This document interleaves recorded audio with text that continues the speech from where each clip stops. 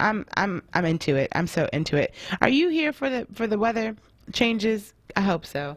I hope you're getting your spring fling on. I hope you are getting yourself ready and doing all of that spring cleaning and getting just your energy and your mind ready for a shift of seasons. You know, we talk a lot about that. Seasons, times, places, right? You know, there's these sayings that folks are in your life for a season, and what exactly does that mean?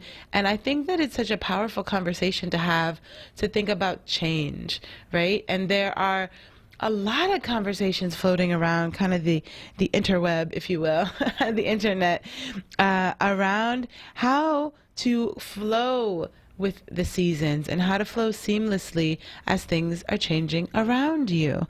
So one of those conversations, of course, loops us back to relationships. You know what I mean? And the importance of having relationships and having relationships with people that really matter to you. And how exactly do you kind of make your way through that conversation, and how important it is to navigate your personal relationships in a way that is meaningful. And so I'm wondering what your thoughts are on this. But meaningful relationships change as you grow and as you change and grow. You know what I mean? And so a lot of people feel that, and I kind of agree with this, that meaningful relationships really start within, right? So in order for you to have a meaningful relationship with anybody else, you kind of got to have a meaningful relationship with yourself first.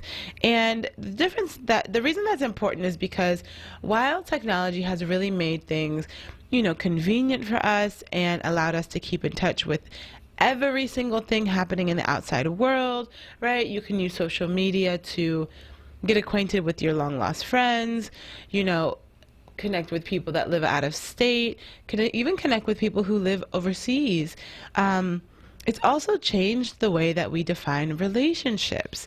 And so, you know, someone with 1,000 Facebook friends, right, might think that they have 1,000 actual friends. But is that really true? You know what I'm saying? Is our social media a representation of our real life?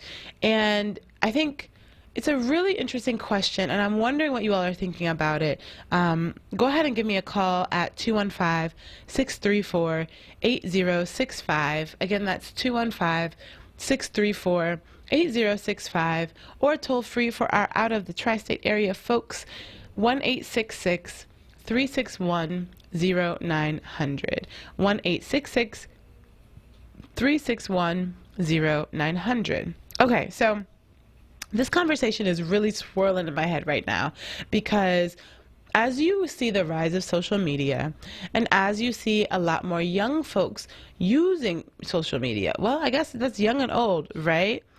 There are a lot of people who are noticing the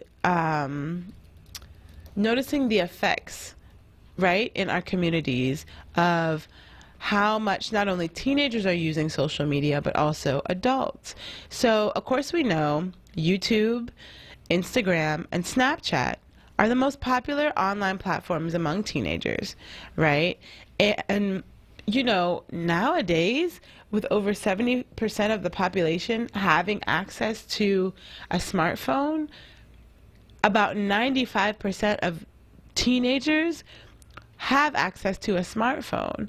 And almost 50%, about 45% of them say they're online almost constantly. And that's like almost constantly, like in the words of a teenager. So it's really interesting because with this new Pew Research Center survey that came out, it's like blowing my mind, y'all. And I just got to drop these stats so you can be like on the upper edge of conversation with this. So roughly 51% of United States teens ages 13 to 17 say that they use Facebook, right? And it's interesting because teens using social media and technology has incredibly spiked over the last couple of years, right? So if 95% of the teens have phones, okay, and 45% of them say they're online nearly on a consistent basis, like they never log off, right? Then how are we able to find out what the effects of the social media are if we are never willing to turn it off, right? And so the interesting conversation, I think, especially for teenagers, is like, I remember what I was doing when I was 13 and 14 and 15 and 16 and 17. And of course, I grew up in a generation where social media was not really a thing. When Facebook first came out, and I know there are a lot of people listening who are like, yep, I remember that too, Halana. You know, when Facebook first came out, you had to have a college access, like a college email to get access to it. And I remember just like wishing I had, no, I think the year I came out, I started school, is the same year that Facebook came out, okay? And so I was like, yes, I'm finally going to get this .edu email address. It was like a big deal, y'all. And as a result, it kept it exclusive. It really was a Facebook. It really was like a yearbook with real faces. That was the original idea. That was the original concept of Facebook. You know, that you were able to take a static yearbook that lived in your house and actually make it an online digital platform where everybody had a picture and they had a profile, and then you could keep up to date with folks that you went to school with. So you had to be in college. There were no ways around that. Like, unless you were a hacker, which I was not a computer hacker, so I didn't know how to get in there.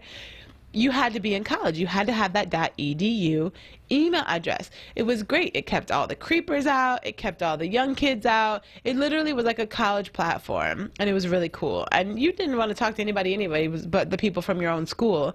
And it started to bridge that gap around real life interactions with people you went to college with and online digital interactions with people that you went to college with, right?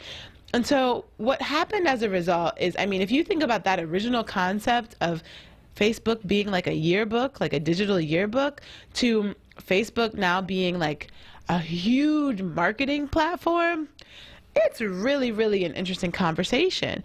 Not only that, at 13, 14, 15, 16, and 17 years old, our young people are online almost constantly, according to their own words. So as our technology has expanded and as our possibilities have expanded, wouldn't it be safe to say that there are also a lot of other expansions that are coming down the pike when it comes to these online platforms, especially among teenagers? So Facebook is no longer the dominant online platform among teens. When I was growing up, that was like a big deal to have your facebook.edu email to be able to get access to it. But now things have changed. You have Instagram, which a lot of adults are even on Instagram all day long, right? It's like the never-ending scroll, the infinity scroll, I think it's called. And I remember listening to a radio of the guy who discovered how to create the infinity scroll, which basically is like when you're scrolling on your phone or when you're scrolling on Facebook or any platform, it never ends. Like there used to be, and I know this sounds so like mundane, but there used to be a time where you could go to a website or go to Facebook and scroll to the bottom of the page. It like stopped. It stopped. And I don't know if you all think about this like I do, but that gave like a psychological trigger, like, oh, it's over. Time to click away. You see what I'm saying? It's very similar to how, like, when you're eating, let's say you're eating a bowl of cereal, okay? When you're eating that bowl of cereal, you eat the cereal. When you get to the end of that bowl of cereal, there's no milk and there's no cereal left. It sends a psychological trigger to your mind, like, okay, I'm finished with this task. You see what I mean? Like, and if you were to eat a never-ending bowl of cereal, it's very likely that you would eat almost 50% more cereal than you would because it never stopped. It's just the way our brain kind of works. It's like we like to complete things. We like to close loops, you know? That's why you hear me talking about making your bed every morning, because it closes that loop. It helps your brain to become a brain that closes loops, and it also helps you to become more productive. Something as simple as making your bed every single morning as soon as you wake up, it helps you close that loop of sleeping and become someone, your brain becomes something that likes to finish things. So it helps you to become more productive and not get stuck in kind of all these frayed edges and all these open loops, if you will. So because of the infinity scroll, y'all, on Instagram, on Twitter, Tumblr, Facebook, Snapchat, it never ends. So you keep scrolling because in your mind you want to get to the end of it. Your brain wants to finish the loop, but there's no loop to finish. Let me just let y'all know you're on an infinity scroll. So you can't ever finish it. So your brain is constantly going for that dopamine effect. Keeps scrolling, keeps hoping that it's going to get to the end, and it doesn't. And that is exactly why we stay online so much, right? So it's something really interesting to think about, and I would love to hear your thoughts on technology and how technology is affecting our health and wellness, especially because of the time we're spending investing in technology, as well as these stats around young people. 95% of our teenagers ages 13 to 17 have a smartphone, right? And 50% of them say that they're on it all day long. How is that affecting our relationships with each other? How is that affecting how we're able to communicate and connect with one another?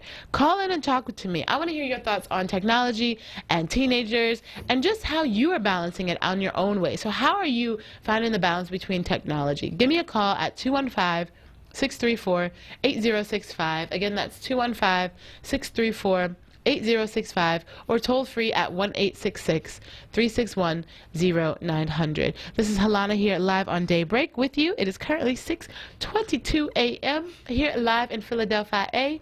A cool 65 degrees outside as you make your way out the door. If you're leaving by 6:30 a.m., you got 7 minutes.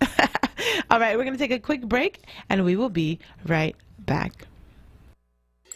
On May 21st, elect Dennis Lee for City Commissioner, former Chief Deputy City Commissioner who fought against the state voter ID law. As City Commissioner, he will focus on voter education, voter registration, and voter participation in order to guarantee access to free and fair elections. Vote for Dennis Lee for City Commissioner, May 21st, paid for by Citizens for Dennis Lee, Miller Parker, Treasurer. We filmed 15 Pennsylvania kids who were all waiting to be adopted and asked what having a family and permanent home would mean to them. I've wanted a family just to accept me for who I am, to be there just to support me whenever I'm needing it. To be matched with a family would be amazing. I won't be in a system all the time. Visit adoptpakids.org to watch the video, meet the kids, and learn how you can become a foster or adoptive parent. Paid for with Pennsylvania taxpayer dollars. Listen live at WordRadio.com. Who will protect the citizens of the tri-state area from careless motorists, doctors who make medical mistakes, and companies that make defective products? Who will ensure that property owners are held accountable for dangerous conditions on their land? Who will represent the people with the honesty, integrity, and compassion that they deserve? I will. I'm Sam Anman, your advocate, your lawyer. But most importantly, I'm your friend. For more information, call 215-935-6901. That's 215-935-6901. Call now. The Kimmel Center offers free arts education programs to schools across the region. Teaching artists visit classrooms to educate, engage, and inspire the next generation using creative learning experiences, and schools take trips to the Kimmel Center for live performances. The Kimmel Center is committed to educating Philadelphia's youth by providing access to quality arts. For more information, visit kimmelcenter.org.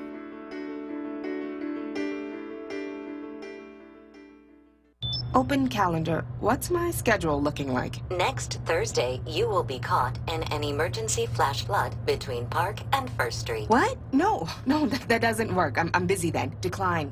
Decline. Floods don't exactly work around your schedule. Disasters don't plan ahead. But you can. It starts with talking to your loved ones about making an emergency plan. So don't wait, communicate. Visit readypa.org. Brought to you by readypa.org, FEMA, and the Ad Council. Now back to Daybreak with Sarah Martin on Word Radio, 96.1 FM and 900 AM WURD. Streaming live at wordradio.com. Good morning, good morning, good morning. Welcome back to Daybreak here live with Halana on WURDradio.com, 96.1 FM, 900 on your AM dial, guest hosting for Thera Martin. It is currently 6:26 a.m. If you are aiming for that 6:30 mark, because I tell you one thing, on my way into the station today, there was a lot of traffic. So I think people are making that Easter weekend trip and they are getting a head start on the Friday traffic. So make sure you keep that in mind if you are planning to go out of town or check in with family or friends. Make sure that you do do bring that to your conversation. If you're trying to get out the door by 6:30, you got 4 minutes, lovely people, to make that happen. So we were talking a little bit about technology and the importance of like bringing that into the conversation. And we actually were discussing like these stats, y'all. They're really just like, whoa, right now. For those of the folks that are making $30,000 a year or less, those teenagers are 70% more likely to be using Facebook all the time. Whereas for families that make $75,000 or more, it's only like 30% of their kids are using social media. And so what's interesting is that, and we were just talking about this over the break, like, okay, so if your family makes more money, does that mean that you have less time to be online? I don't know, you know, or does it mean that the folks who are making less money actually are more reliant on social media to kind of make those connections because they may not have the means to go across town, or they're not in the after-school programs, or their family doesn't have that discretionary income to spend on trips and travel and things like that. So it's a really, really curious conversation. And one of the things that I think really influences relationships is that FaceTime. And no, I'm not talking about FaceTime on the iPhone and the ability that you have to actually talk to people in real time.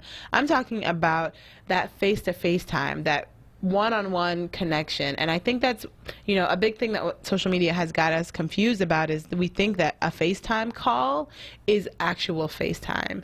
And there really is something different that happens in the brain and in the body when you spend time together with people that you love. And so if you do nothing else the rest of this weekend, if you take nothing else away from this Friday morning segment, I want for you to know that your face-to-face time with your friends and family is imperative to your health and wellness. You know, your relationships really are built on that energy that you can feel, that you can't always get digitally.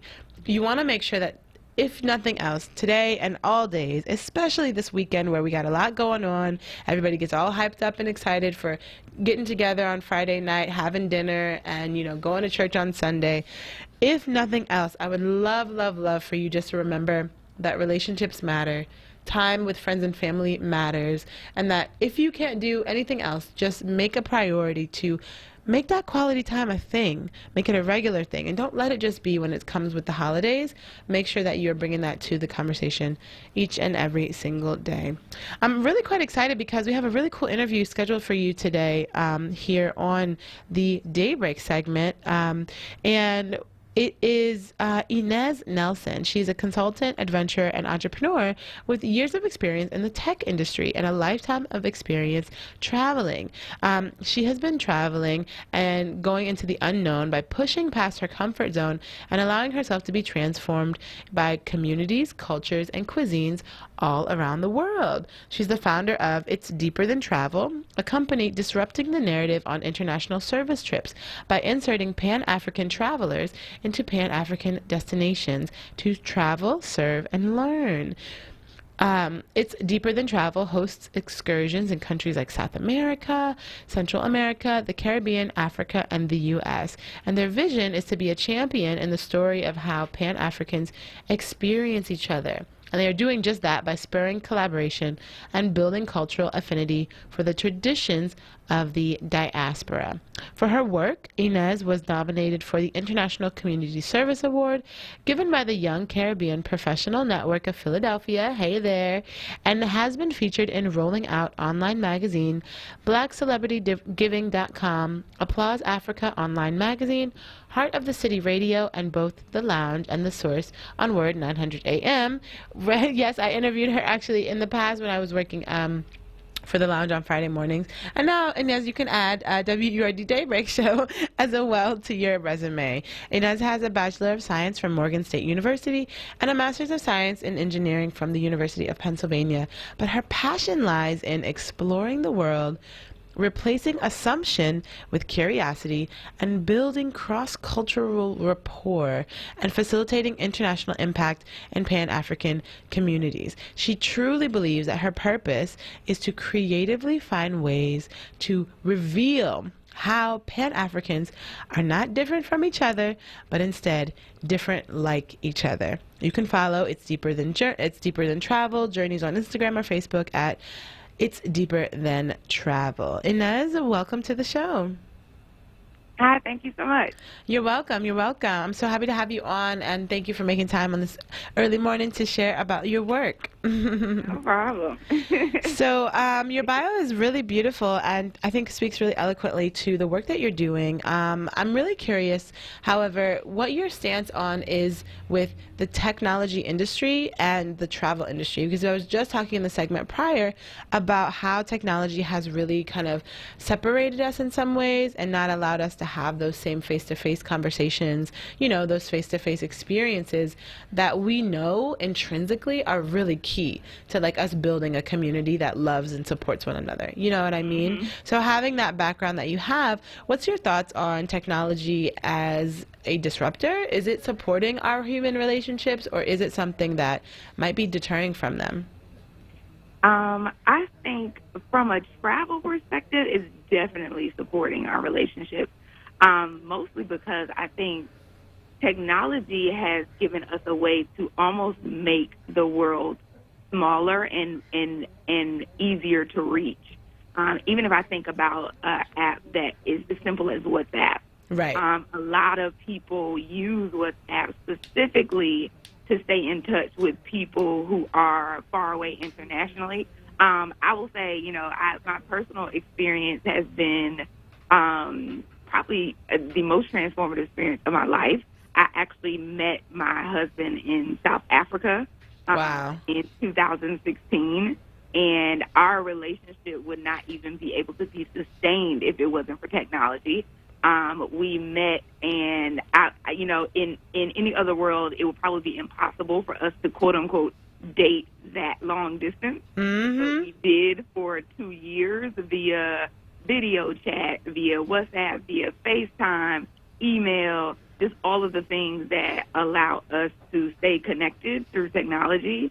And, you know, had it not been for that, you know, we probably wouldn't be, you know, married today. So I would say that technology is a huge disruptor. There are so many different companies that are doing some really good, cool things in technology around travel, whether it be just allowing you to book things at cheaper prices, being able to see what you wouldn't be able to see if you weren't actually in an area online or on your phone through an app, so that you can tell whether it's something that's going to be accommodating for you when you get there.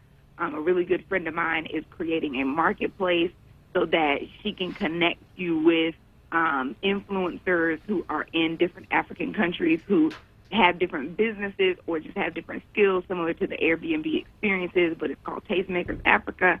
And you can connect with influencers and kind of book with them. And so by the time you get into a certain community, you have somebody there who knows the lay of the land that you can go around with and experience certain things. I think technology is really huge for the travel industry because it lets people feel a lot more comfortable with exploring areas that they probably would not have, as well as being able to see and kind of make decisions about where they want to go way before they even enter a country or an environment. I love the facts that you brought up, and you know, I think there are some folks who are listening now who are just like, "Ooh, that just sounds like such a millennial answer," right? They're thinking, you know, like, "Oh, well, back in my day, you know, we had travel agents and we had to go into a brick and mortar, you know, and we had to rely on folks making phone calls and sending faxes, right? You know, in order to get travel booked. And this was like big time international travel was still being booked in a very rudimentary way. And yet there is a connection between that technology advancement, because if we had never had even those areas, if we never had the in-person, you know, travel agents, if we never had those brick and mortars, we could never have gotten to this point. You know what I mean? They really work together as a stepping stone and not so much as an either or. It's like they all work together. It was a trajectory of sorts, you know? And so I'm wondering as well, you know, when it comes to technology and travel, especially in the industry of you know, everything you mentioned, getting access to photos, videos, testimonials, phone calls, you know, relationship building, all of these things that we can do as a result of technology. Do you find that it stops people from taking risks because they feel that they can see everything in advance? does it take away from the experience when you get there? Is there some kind of imbalance going on with, okay, well, let me research it, let me Google it, let me check this, you know, almost as if like we won't go to a restaurant, or we won't go to another country, or we won't even go to a LinkedIn meetup unless we see who's going to be there, unless we check the hashtag, unless we check the website. You know, has that changed our ability to relate to one another and just show up somewhere and hope for the best? Now, that's actually a really good question. I think in some way, yes. But I think it also depends on people's natural personalities, too. Like, for instance, I would say, like, we try to get travelers to be more curious and be more open to exploring new communities, new cultures, whether they're local and abroad, with an open mind, and building up their, like, to embolden them to do those things and take that risk, even though, you know, you're not sure what's going to happen and you may have certain apprehensions, but it's okay. Like, you're going to be okay. So I think a lot of times, to your point, we are using these things as a crutch. You know, nowadays, people won't even, like, you know, if I can't find somebody on Facebook, there's no way. Like, I want to know all the things. I want to be able to do all the research on them before I network with them, or, you know, before we meet up and that kind of stuff. I think it can be a bit of a crutch, because if you aren't an adventurous person naturally, you will use it as a hindrance to allow you to step out into places blindly. I think, you know, travel specifically is one of life's experiences that it almost forces you to get comfortable with the risk, because it's, you know, as adults, sometimes we lose the I would say the mindset of imagination, because we like to be able to preempt everything that's going to happen. So we want to step into a room and know this is going to happen, that's going to happen. But experiencing travel is, I think, one of life's experiences where you can't do that. Like, you're in a completely new place, a completely new country, a completely new community, so you can't really preemptively do your adult thing. You almost have to let your imagination kind of go, which brings out some of the childlike qualities I think we lose when we get older. So I think travel, you know, even if people are using it as a crutch, there's still an opportunity there to have experiences that were very unexpected, because a lot of times people have their misconceptions and preconceived notions of what's going to happen based on what they see. But a lot of times when you get into an actual country, you never know the people you're going to meet and how the experience is necessarily going to affect you as a person. I think that's a great answer to that question, because in a lot of ways what you said is so right. You know, let's use technology not as a way to, you know, have us vet every single thing, because I can tell you, I myself, having traveled to over 21 countries, you know, and traveled internationally, lived abroad extensively, like all of that, and I love those experiences. Those experiences have shaped who I am and what I value in so many ways, and the relationships I've built, like those in-person, face-to-face, spontaneous relationships that have been built over the last 15 years of me traveling, you know what I mean? Really are relationships that I hold dear to me, like almost as close as family in some ways, you know?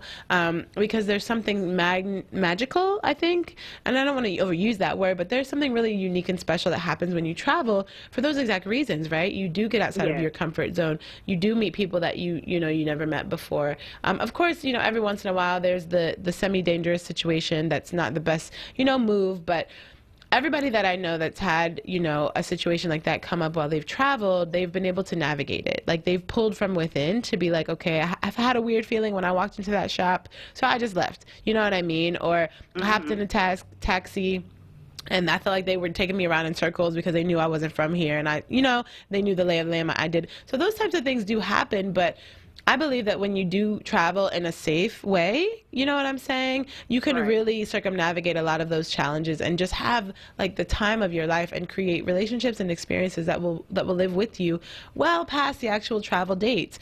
So when we come back from the break, I want to talk a little bit more about the year of return. How everybody's repatriating to Ghana this year. Everybody's going to Ghana, and talk a little bit about some of the trips that you all have coming up. We're speaking with Inez Nelson, a consultant, adventurer, and entrepreneur of the company It's Deeper Than Travel. We are here on Daybreak 96.1 FM, 900 on your AM dial, WURDradio.com. This is Halana on Daybreak. Guest hosting for Thea Martin. We'll be right back. I ain't no better than you, and you ain't no better than me. But we all have something in common. We all are an species, seeds of God's creation. Tune in to Messages in the Music every Friday night with Joey T, midnight to 6 a.m. right here on WURD. Philadelphia is coming together to support Alan Dom for City Council, number 66 on the ballot. Listen to Philadelphia boxing legend Bernard Hopkins explain why he's standing with Alan Dom in the May 21st Democratic primary. In all my championship fights, I train to go the distance. Alan Dom, he's going the distance for us. Empowering more black entrepreneurs and business owners, helping former inmates get a fresh start, giving our kids access to the educational opportunities they deserve. Alan Dom is a champion who will always fight for us. Alan Dom, number 66 on the ballot, donating his city council salary back to our schools, fighting to give Philadelphia's children a brighter future. On May 21st, stand with Bernard Hopkins. Vote Alan Dom for City Council, number 66 on the ballot.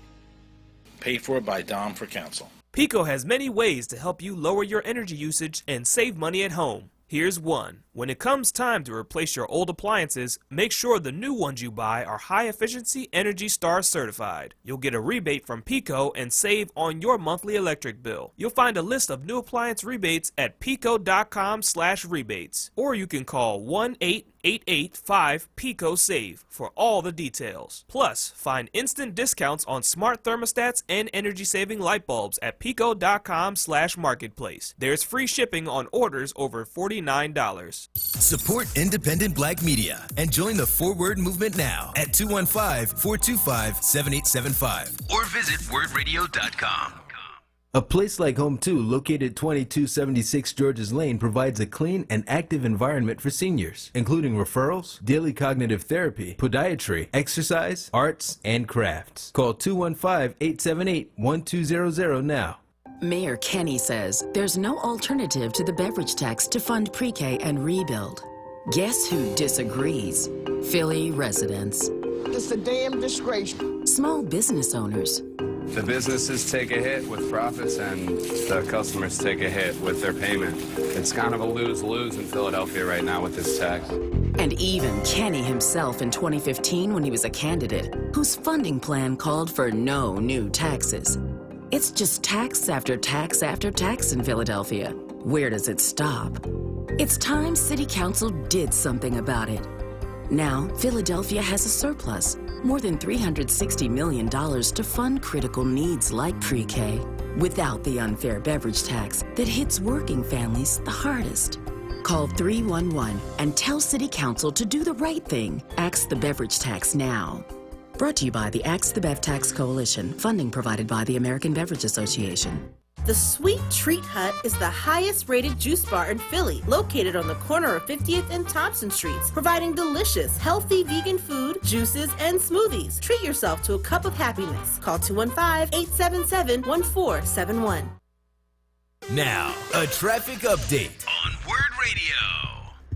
Good morning. This report's sponsored by eBay. Not a bad ride still as we move on this morning. 95 southbound Allegheny down through Girard. A little slow there. Northbound side, no major problems as of yet. Westbound Vine Light Parkway through the Schuylkill Expressway. Schuylkill westbound City through Belmont's Valley. There eastbound still light around the curve. Light Montgomery through Girard. Northeast Philadelphia, Common Avenue to Algon. That is an accident scene. 42 in New Jersey. Light 55 to 295. 55 northbound light as you head into 42 into Philadelphia. No major problems on the area bridges so far this morning. You know, when you're shopping and you find that absolutely perfect thing, that feeling you get, then you see the price and you're like, wait, it's how much? And you get sad, need a donut, but did you check eBay? eBay has the thing you want for the price you want. For more traffic information, log on to sigalert.com. I'm Jim Bachman with your Philadelphia area traffic. Now back to Daybreak with Sarah Martin on Word Radio, 96.1 FM and 900 AM WURD. Streaming live at wordradio.com. Good morning, good morning, good morning. Welcome back to the show. This is Daybreak here live with Helana, Monday through Friday from 6 a.m. to 7 a.m. Guest hosting for Sarah Martin here on WURDradio.com, 900 on your AM dial, 96.1 FM. We are having this riveting, amazing conversation with Inez Nelson, who is the consultant, adventurer, and entrepreneur, and founder of It's Deeper Than Travel, a company disrupting the narrative on international service trips by inserting Pan-African travelers into Pan-African destinations, really with an ultimate goal to reveal how Pan-Africans are not different from each other, but instead are different like each other. Inez, welcome back to the show. Thanks for having me. For sure.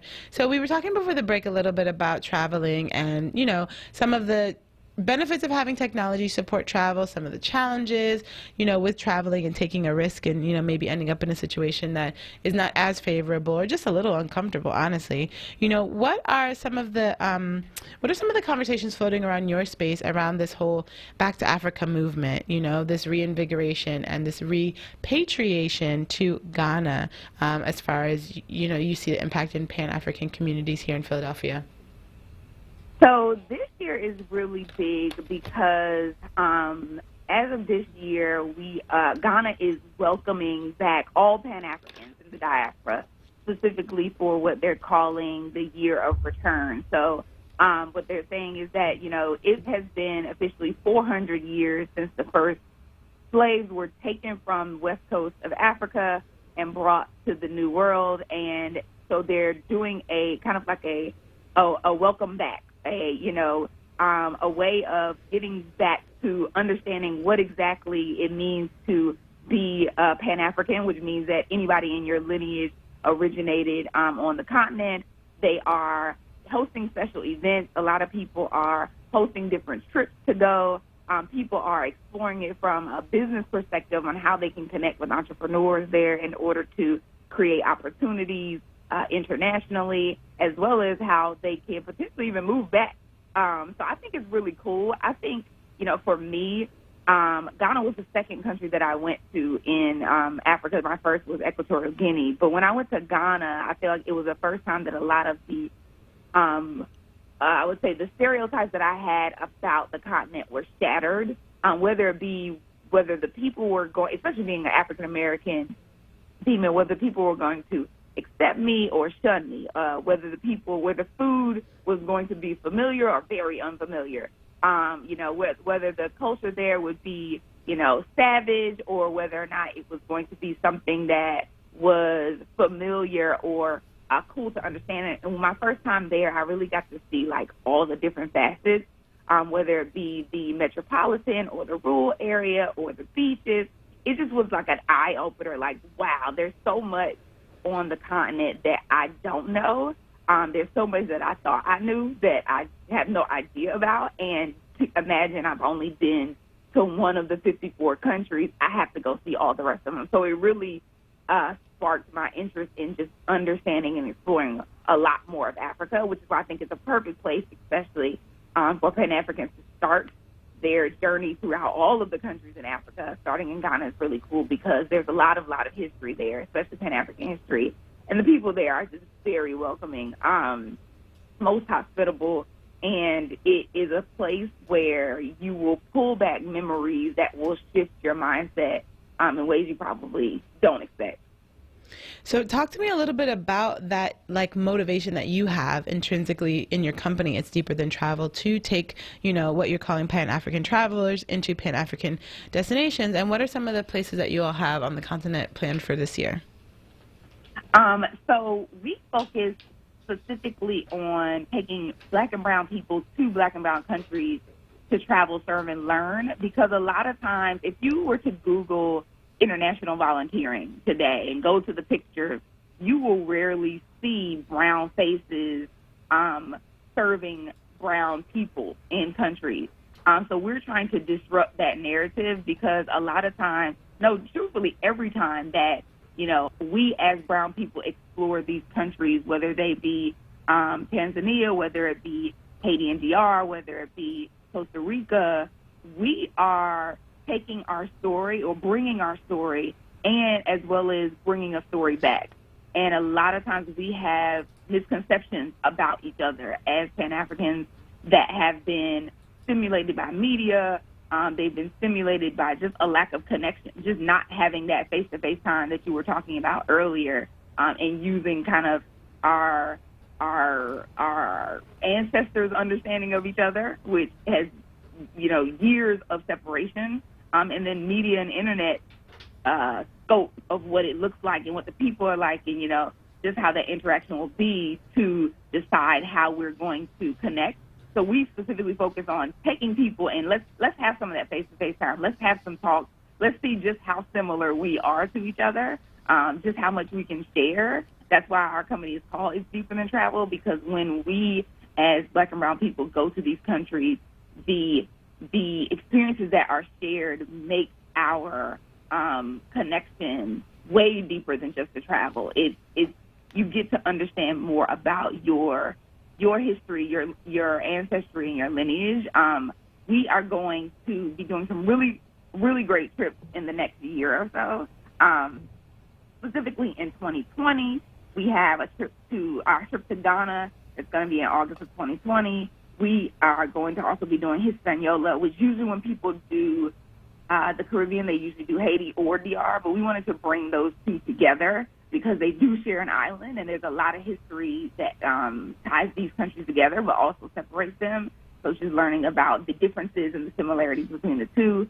We're going to do Brazil as well, both Rio and Salvador Bahia, because there is a huge African population in Salvador Bahia that is surprising to people usually. They have kept a lot of their Nigerian culture, their Nigerian language, their Nigerian roots.